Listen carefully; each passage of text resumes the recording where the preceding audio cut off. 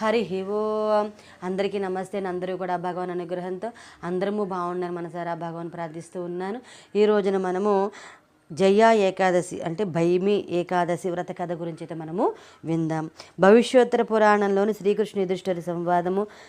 మహారాజు యుధిష్ఠిరుడు శ్రీకృష్ణుడిలో ప్రశ్నించాను, ఓ జనార్దన, జరాయుజ, స్వేధజ, అజండ మరియు దిగ్జిజ దీవుల సృష్టికి మూలకారకులు మీరు. సృష్టి స్థితి లయములకు కారణ స్వరూపులు మీరే కదా. దయతో మాఘశుద్ధ ఏకాదశి మహిమను గురించి నాకు చెప్పినచో నా జన్మ ధన్యమగును. అప్పుడు వాసుదేవుడు ఇట్లు చెప్పేశారు, ఓ ధర్మరాజా, మాఘమాసంలో వచ్చి శుద్ధ ఏకాదశికి భైమి ఏకాదశి లేక జయా ఏకాదశి అని పేరు. ఈ తిథియందు నన్ను అర్చించిన వారు నిశ్చయంగా నా సన్నిధానములో ఉండగలరు. దీనిని పాటించిన సర్వపాపములు దూరమగును మరియు